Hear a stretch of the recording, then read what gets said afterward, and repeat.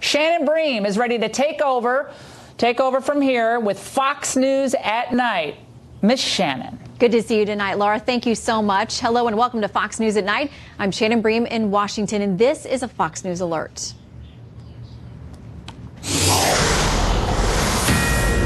Did the Air Force make a critical mistake that allowed the suspected gunman in the deadly Texas church massacre to wrongly get his hands on multiple guns?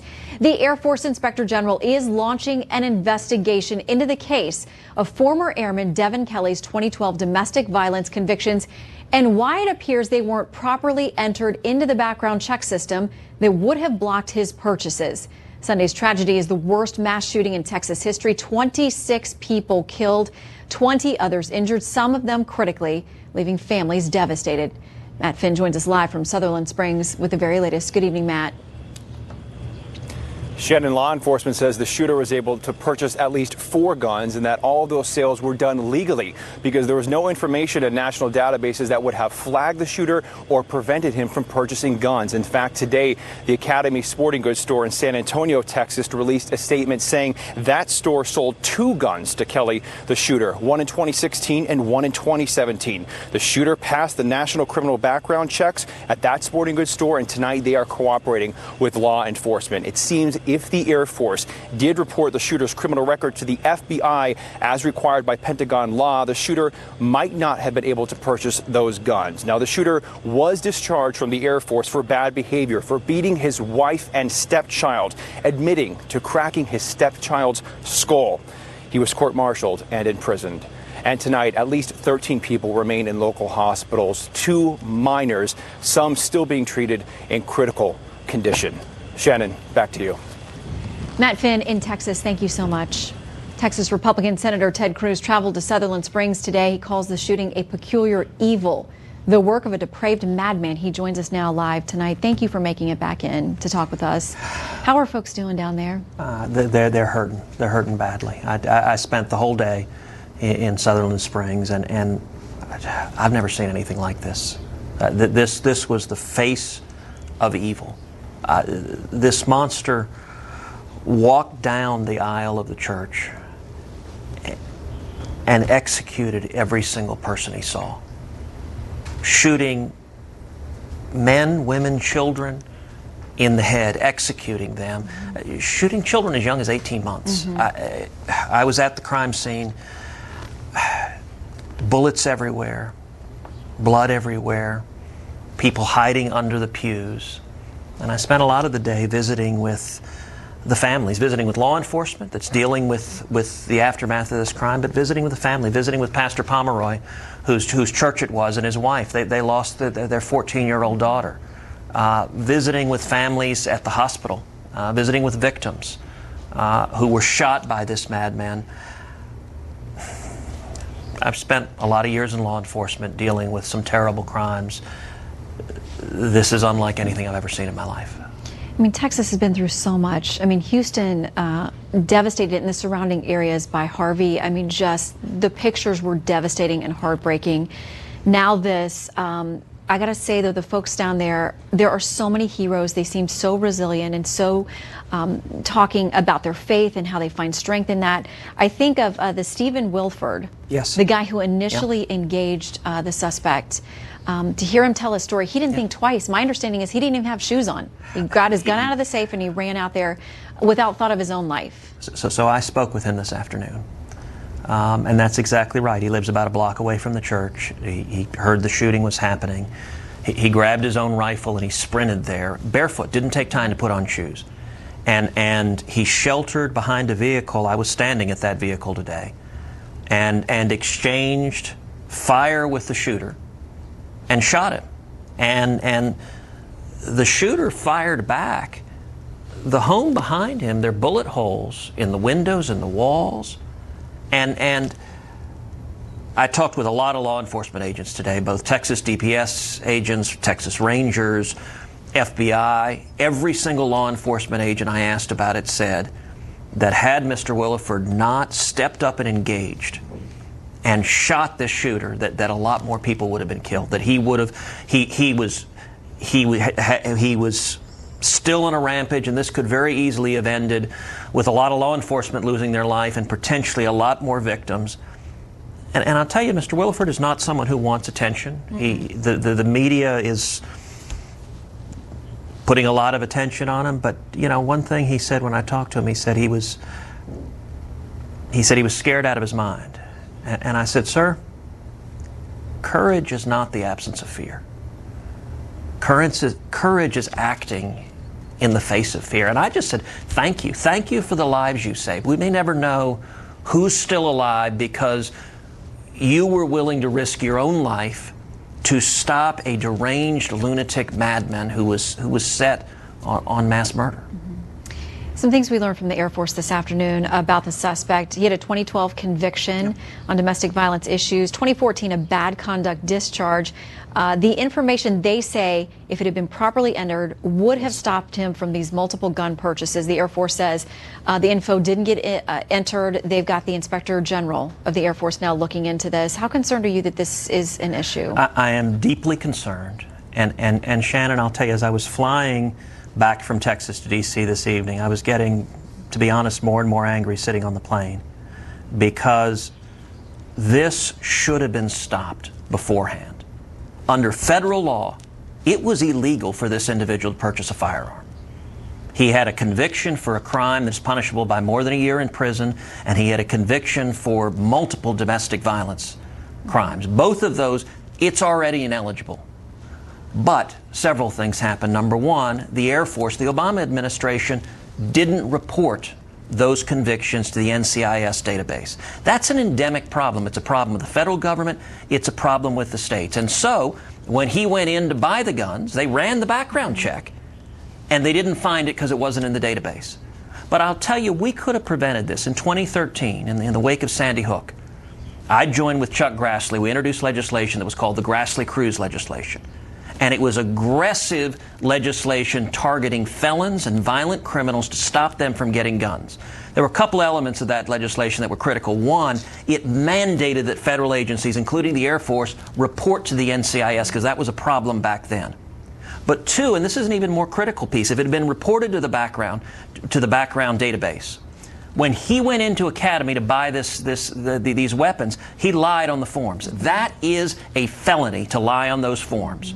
The Obama administration didn't prosecute those cases. In 2010, 48,000 felons and fugitives lied and illegally tried to purchase guns. They prosecuted only 44 of them. And that becomes a big part of this argument, because people want more gun control laws, but if we're not enforcing the ones we have now, that's a big issue. And let me draw a quick distinction. Quickly, because we gun control for felons and fugitives, yes. For individual citizens, law-abiding citizens, no. And the Democrats filibustered the legislation that would have resulted in this shooter being in federal prison instead of murdering those innocents in that Texas church.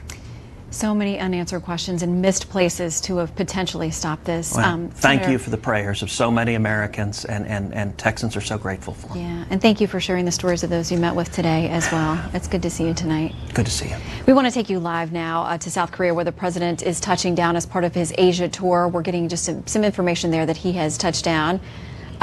And because of technical difficulties, and this is live television, we've lost that shot. So we'll get back to you, to the president, as soon as we can. We know you want to see those live pictures and experience this Asia trip with him. So as soon as we get those back, we'll take you there. In the meantime, just like Senator Cruz, President Trump declared the mass shooting in Sutherland Springs an act of evil while he was visiting Tokyo earlier today.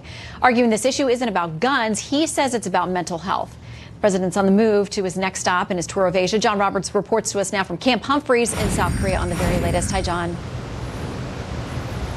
Hey, and good morning to you, Shannon. Not quite sure why we lost the shot of Camp Humphreys there. It was up and everything was looking great, but suddenly went away. But here we are back with you in Seoul. The president landed at Otan Air Base south of Seoul a short time ago, and then flew from there to Camp Humphreys.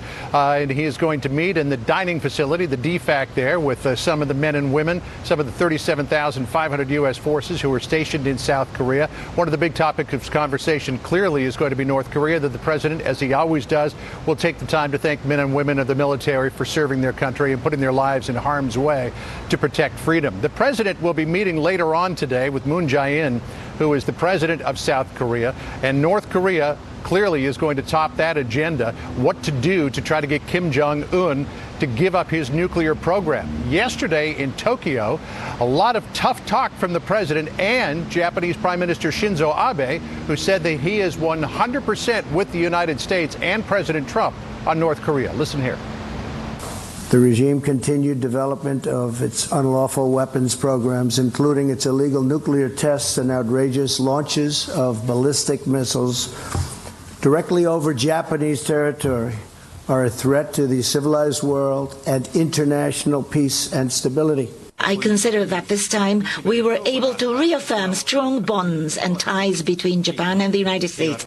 On the North Korean situation, between President Trump and myself, we confirmed that we are together 100%. We will enhance the pressure that the entire international community exercises over North Korea to the maximum extent by both Japan and the United States collaborating and working toward China and Russia.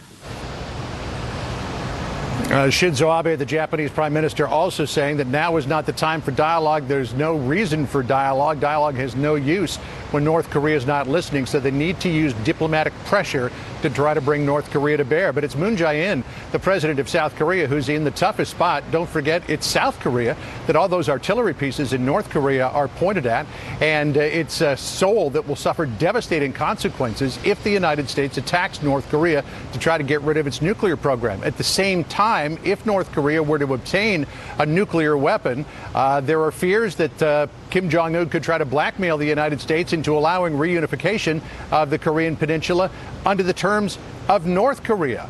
Now, Moon Jae-in has said that he cannot tolerate North Korea with a nuclear weapon, but it's going to take diplomacy to try to get that done, because the alternative really is just kind of unthinkable. He's got some other problems, too. China was at least ticked off about the fact that South Korea put a THAAD anti-missile system that was given to it by the United States in South Korea to protect from North Korea. China saw that as a threat. They've mended some fences somewhat on that, and Moon Jae-in will be meeting with Xi Jinping, the president of China, on the sidelines of the APEC conference later on this week in Da Nang, Vietnam. A lot of moving parts here, basically, is what's going on here, and this is one of those knots that is very, very difficult to untie, and at the center of that knot could be a nuclear-tipped missile. There are some other issues, too, kind of thorny ones, between the United States and South Korea that the president has to discuss with Moon Jae-in, and that's the issue of trade. The president wants free, fair, and reciprocal trade with all of America's allies. He believes that trade between the United States and South Korea is neither free nor fair nor reciprocal. He doesn't like the Korea-U.S. Free Trade Agreement, and Shannon, he has threatened to rip it up. He has so far stopped short of that, but he plans on holding Moon Jae-in's feet to the fire to say, we've got to move on trade here. Otherwise, we're going to have to rethink the trade relationship between our two nations. And for South Korea, that would not be good. Shannon? Lots of difficult issues, John, on this trip. Thank you very much for the update. And as the president travels through Asia while responding to his third tragedy in 5 weeks, it is a very busy time. Joining me tonight, former White House Communications Director Ari Fleischer and retired Army General Jack Keane. Good to see you both, gentlemen. Ari, I'll start with you. What's at stake for the president, the optics, the overall tenor of this trip? He's done a lot of international travel in the first months of his presidency. So how does this particular trip play for him? Well, first, I think you have to give him credit for pivoting naturally and responsibly for what happened back in the United States. Right after he got to Japan involving the shooting in Texas, he interrupted his normal remarks and addressed that, and I think did so well. But the big issue is going to be Korea, and what can the president do to bring pressure from the alliance onto North Korea? And now you're hearing this word maximum pressure as opposed to strategic patience, and that's a turn for the better. That's to the president's credit, and that is what our allies need to do. Hopefully China will get that message and start to exert greater pressure on North Korea as well. The more you can squeeze them economically, the less you have to even contemplate doing anything militarily. And I think that we have a little bit of video we can show our viewers at home, too, of the president arriving there as he has this next leg of his trip, arriving there at Camp Humphreys, which is, you know, not too far from the DMZ, about 60 miles outside of there. It's an Army base. You can see the beautiful welcome there for him as the Commander-in-Chief as he visits that very important base, he and the First Lady there. Deplaning off Air Force One as they arrive. I want to bring in General Jack Keane. A couple of things. The President tweeted this today. He said, getting ready to leave for South Korea, where he's now arrived, and meetings with President Moon, a fine gentleman, we will figure it all out. How key is South Korea? I mean, Ari talked about the role of China and how critical they are as well. South Korea shares that border. They've got so much at stake. Oh, yeah. Well, mostly their people are at stake. As John mentioned in the introduction, we've got millions of people who live in Seoul within artillery fire, so they're very concerned. This is a left-of-center president that's been elected here, President Moon, in South Korea, who really wants diplomacy as the main effort. He's tried it himself with North Korea. It hasn't worked. North Koreans only want to talk to him. And he's tried it with China. And he's clearly very dependent on President Trump succeeding here with working with China. China has to be absolutely convinced that the president's military option is real.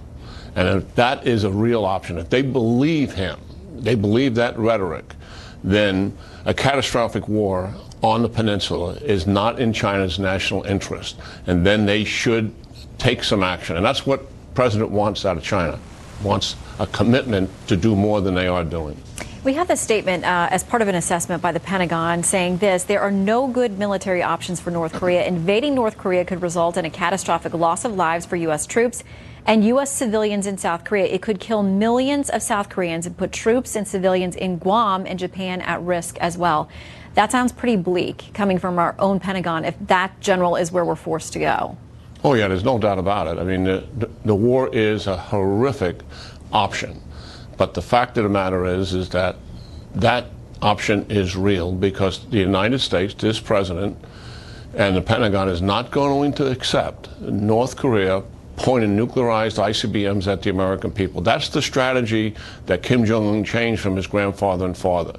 In the past, pointing it at South Korea was sufficient in their minds to preserve the regime. This leader does not believe that's sufficient. The only way you're going to preserve the regime is to point the weapons at the United States, as Russia and China does. And he also believes we will acquiesce once he has the capability. He made that strategic choice when Obama was president. Now he has to rethink it because of President Trump, and what he is using as his number one policy is to put the military option back on the table and then put maximum pressure with economic sanctions on North Korea. And as he now, after South Korea, will continue on to China, Ari, he is now having to deal with another domestic issue while he's on this important trip. Just in the last few weeks, you've had the slaughter in Vegas, the devastating shooting out there. You've had the New York attack last week. Now we've had this attack on Sunday.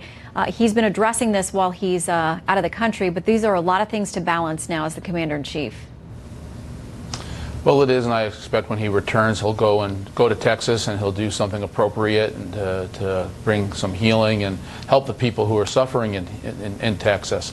It comes with the territory, sadly, when you're the president. Nothing is a straight line, and you can be on a foreign trip and you have to worry about things that are back at home. When you're at home, you worry about things that are abroad. It all is a part of a president's day.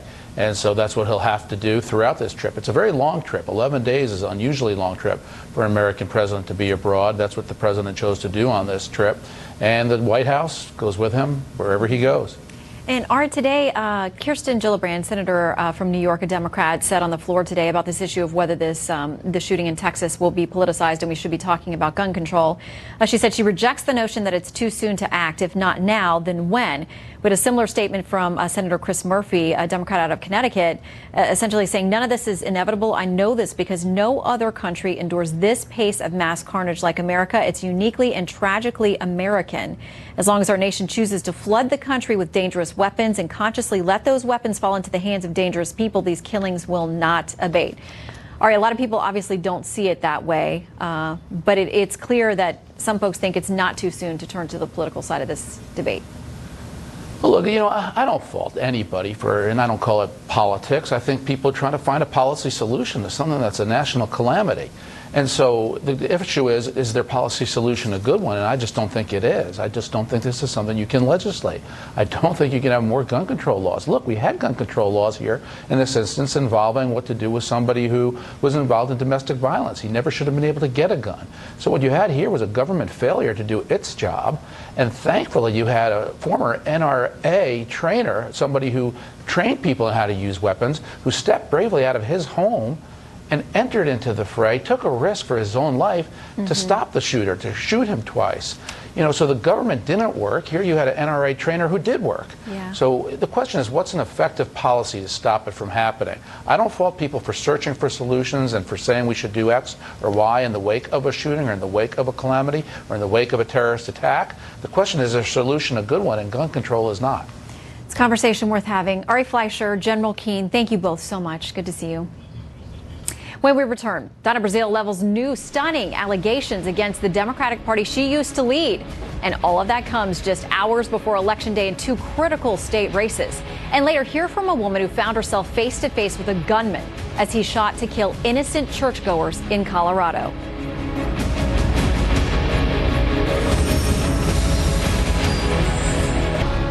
The turmoil inside the Democratic Party growing tonight thanks to a new round of shocking revelations by former DNC chair Donna Brazile.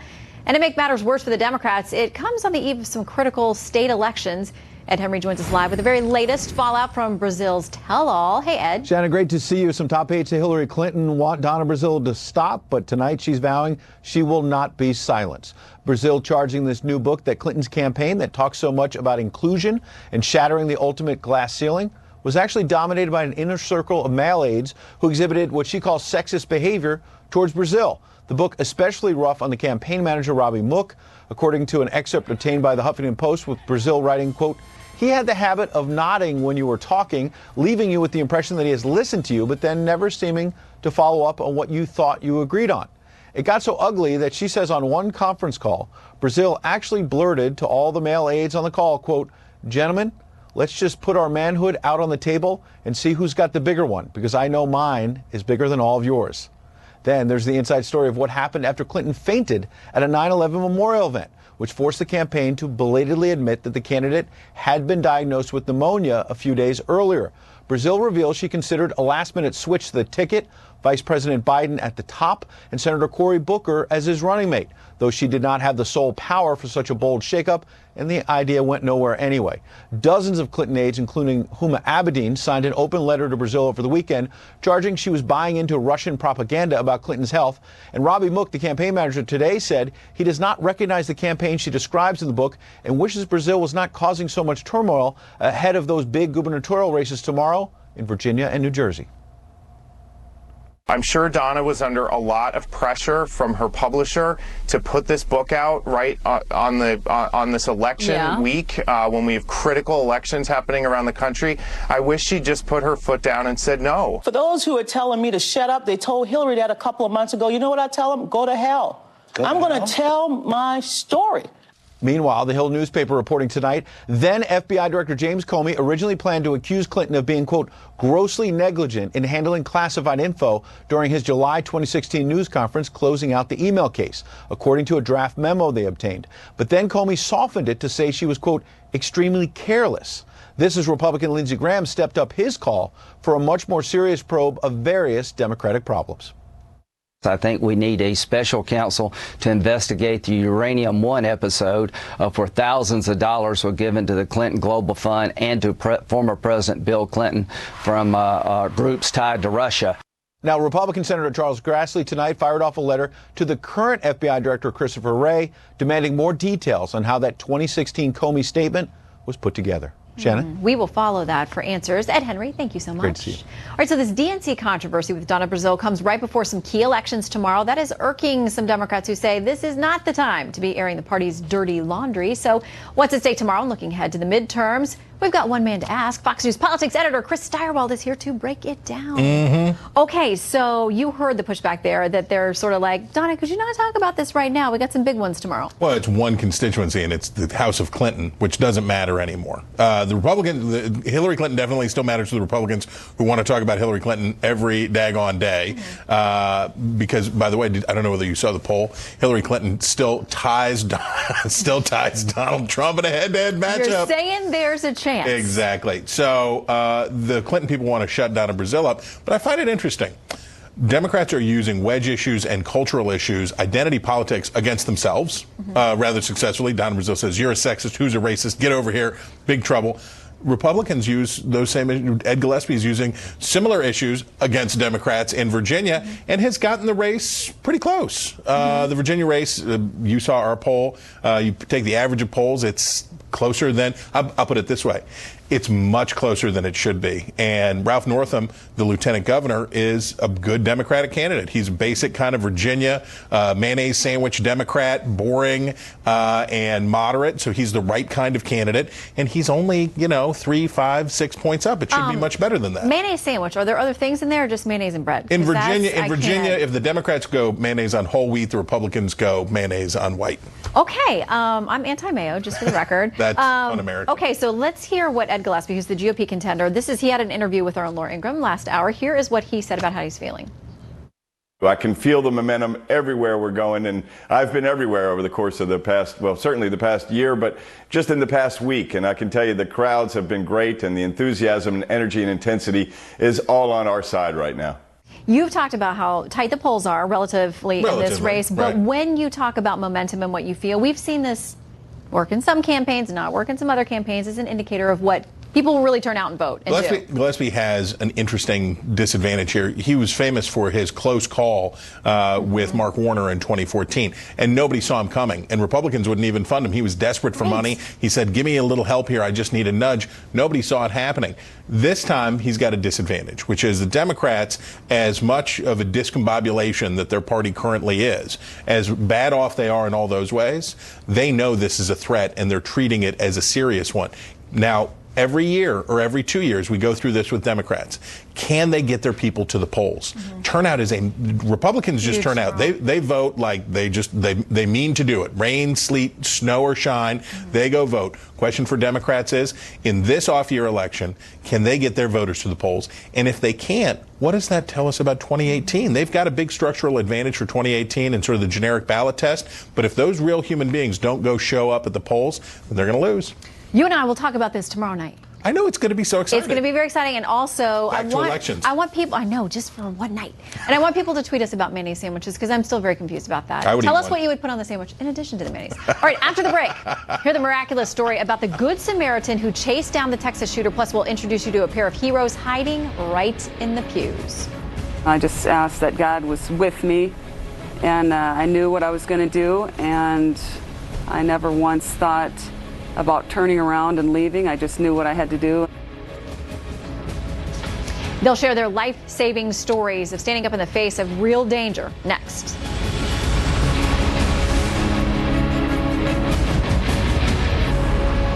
In the wake of mass shootings like the one yesterday in Texas, more churches are ramping up security, and a lot of times it's the members themselves who are armed and trained. My next guests have experience with just that. Kent Morrison of BSG Securities in Sutherland Springs, Texas, and Jean Assam joins us from Denver. She actually stopped a gunman who stormed her church in Colorado in 2007. Welcome to you both. Thank you. Jean, and you're one of those folks, a former police officer. You were an armed volunteer at your church when a man showed up and started gunning people down. You didn't back away from that threat. You were the one who stopped him. Tell us about it. This gunman had previously shot at a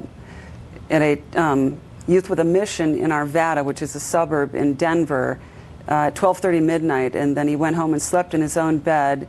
And then that same day, he showed up at the church where I was a volunteer on the security team and came in shooting. He had killed people in the parking lot, and I just had seconds to react. So everybody ran and found a place to hide, and I engaged him and killed him in less than 3 minutes.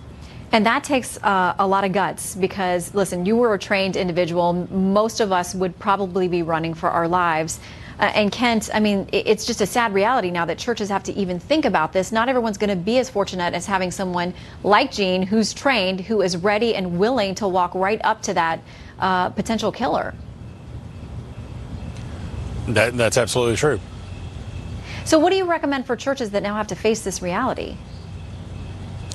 So churches have a couple of approaches they can take, and the one that we've worked with some churches here in Texas on is having some of their congregants, some of their volunteers, go through the state licensing program to get their actual state security licenses so they can be armed security officers working for a private company and then they turn around and volunteer their time for their home church. So they're both volunteering their service, but they're getting the training and the licensing that the state requires for security officers.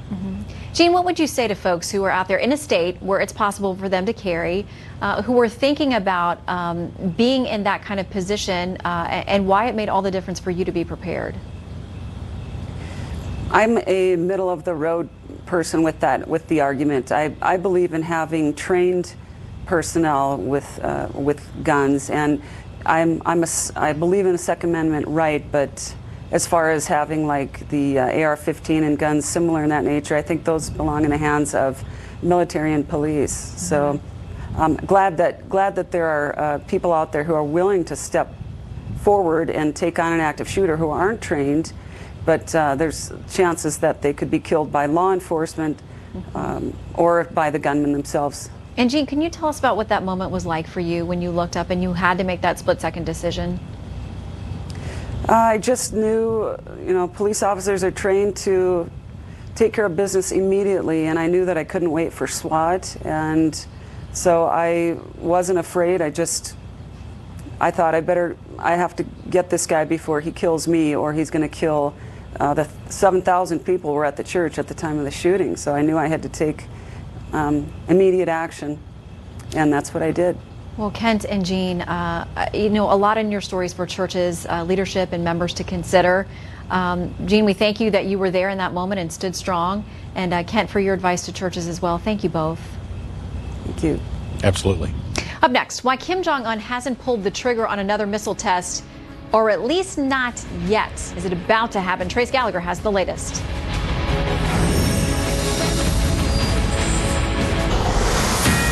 At this hour, we have brand new video of President Trump. He's with U.S. and South Korean troops at Camp Humphreys in South Korea. Check it out there. We will keep you abreast of all the new things coming in at these late hours on his Asia trip. This comes amid reports that North Korea is actually preparing for another missile test. Trace Gallagher joins us live with the very latest out of L.A. Hey, Trace.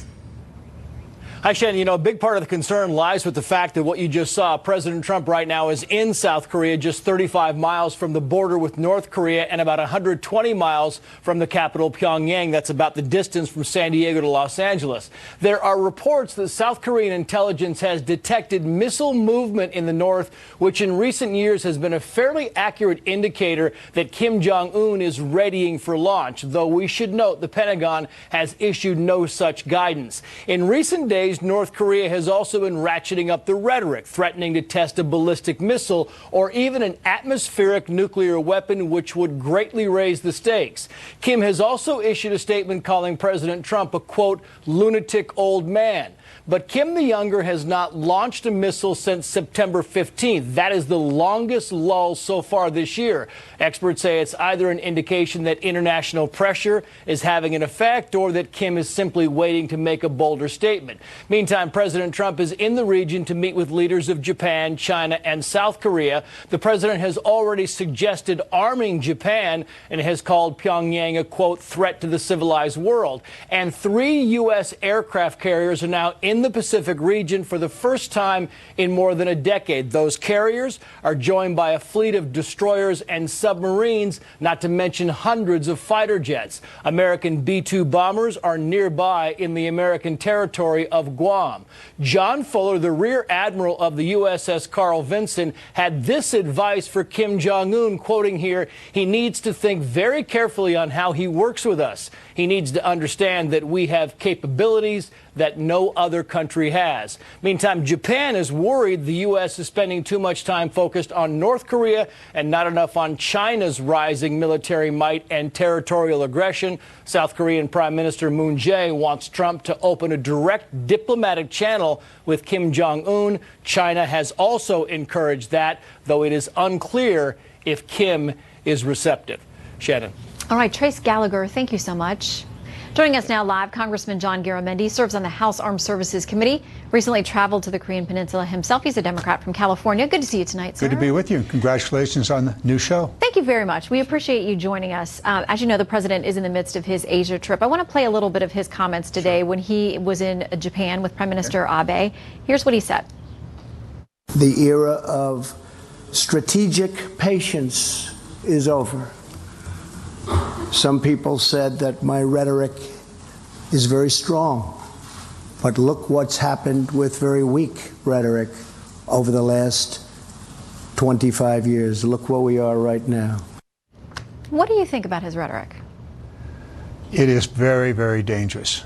Not just his rhetoric, but Kim Jong-un's rhetoric. These two folks are not much different than a bunch of kids on the schoolyard cursing each other. The result is usually getting a fight, and we do not want to fight on the Korean Peninsula. Heard your general earlier tonight talking about a catastrophic war, and it would be. The tripwire is very, very taut. There is almost every year some sort of an incident between North Korea, South Korea. Occasionally, the United States troops are involved in that. If that were to happen with this rhetoric going back and forth, it is extraordinarily dangerous. Well, the president there says, listen, we've been doing the same thing for 25 years. I think it's important that they know the military option is back on the table. He points to the sanctions and other things and says, we are finally making progress. What do you say? Well, I hope we are. We really have to get to the negotiations. Clearly, China, the president's quite correct, China plays a major role in this, as do the other countries in the area. There used to be what we called the 6 countries that would negotiate with North Korea. There hasn't been a meeting among the 6 countries in North Korea for maybe 6 years, 5 years now. We really need to get back to that. There's no doubt. The Admiral had it quite correct. We are an extraordinary military power, and we could take out North Korea at a huge cost to America. You got 25,000 American servicemen there and their families. So it's not just the servicemen and women, it's their families also. It is very dangerous. When we were there were conversations that my wife had with spouses, and they know they're in a dangerous situation. And 20 million or 25 million Koreans in Seoul. Yeah, and you were on the ground there not long ago. I think we have some photos from your trip. What do you make about this suggestion that there be direct talks between our leaders? Because, there are a lot of people who say there's no way we should give that level of validity to Kim Jong-un. We already have. What do you think this back and forth is between the president? Tweets and language. Those are very direct communications back and forth between these two It's not sitting down to negotiate over a nuclear program, though. It's not that. But we really must. You don't need to start with the president, but we came very close. In fact, if I recall correctly, the Secretary Tillerson suggested it, and then he was shut down by the president. But we really should get those talks underway. There are other interlocutors that could be involved, certainly China, but there are different ways. You've got to get to the negotiating table. Think back to the 90s. In the 90s, we knew that the North Koreans were developing a nuclear weapon, and it was put on hold. A deal was cut. Unfortunately, that deal fell apart. Different reasons for it. Part of the reasons was that the United States refused to ante up the money that was promised. There were probably reasons why we didn't. I wasn't around at the time, but we were successful then in negotiating a halt to their nuclear program. Well, and we know so much of the president's focus, the number one issue with all these countries and leaders he's visiting and talking with is North Korea. So we will watch and see. Thank you for joining us. Good to be with you. To share some of your perspective on this tonight. Thank you. All right, just days after its rollout, the Republican tax plan's already taken heat from both sides of the aisle and within the party. Ahead, we're going to ask you if tax reform is trouble. We'll debate it. President Trump promising to get tax reform done by Christmas, but members of the president's own party signaling they want a whole lot of changes made before they will consider voting for it. Fox News politics editor Chris Direwalt and Washington Times opinion editor and Fox News contributor Charles Hurt join me now. Charlie, you are not with us, but you're in New York. Good to see you, sir. It's good to see you. I'm sorry I'm not down there. You will be punished accordingly. Direwalt and I will figure that out. But in the meantime, it's not going to be Democrats who sink this thing, and it doesn't sound like if it happens. It might be the GOP itself. Yeah, simplifying the tax code, cutting taxes, all that sounds really great, and it's a noble mission. But then when you get down to the brass tacks and you start taking away things from people, the tax exemptions that everybody likes, everybody has their pet tax exemption, then it gets real ugly. And I think that's where the Republicans are right now. And obviously, if Democrats are going to sit on the sidelines and refuse to participate in any of it, it makes it really difficult. Yeah, and Chris, the Senate's going to have its own version. We got the House version now, so you've got a bicameral situation. It is bicameral. And a party situation. It is. There is that. Look, arbitrary deadlines don't help. This is something we learned on Obamacare. Arbitrary deadlines don't help because then you blow them and then it looks like it's in trouble and then everybody says it's a lost cause. The other thing that doesn't help is skewing from your basic precepts. Republicans have had a great brand with voters for 30, 40 years. They don't raise taxes on anybody ever. Republicans are always against raising people's taxes. In this case, they're raising taxes on some people. They're lowering taxes on other people. That's not their brand. That doesn't work. That doesn't sound right for them. And the final thing is they're making the argument on the other side's grounds. For Democrats, they lost Obamacare because they made the metric how many people are insured. When you end free insurance, fewer people are going to have. Exactly, if they're not forced. In this one, if the metric is the rich people don't, the rich people have to pay more taxes, that's not going to be a tax cut that conservatives are going to like. Yeah, and really quickly, Charlie, there are a lot of people who say they've also forgotten about cutting spending. Yeah, well, yeah, hello. That's I mean, obviously Washington doesn't have a taxing problem. It has a spending problem. And if they'd begun with that at the very beginning, this whole process right now would be a whole lot easier. All right, gentlemen, we have to leave it there for now. Again, Chris and I will get back to you on that, Charlie. And I like that hello. I like that. That was Horseshack style. I liked it, yes. Hello. All right. Hello and goodbye. Gentlemen, coming up, we're going to have the very latest from the president's visit to South Korea. It's coming in live. Stick around. Come back tomorrow night for the very latest on the president's trip to Asia. As you saw live this hour, the president touched down to visit with the troops at Camp Humphreys in Seoul, South Korea. It is all happening right around this time zone, so you've come to the right place. Most watched, most trusted, and most grateful that you spent the evening with us. Good night from Washington. I'm Shannon Bream.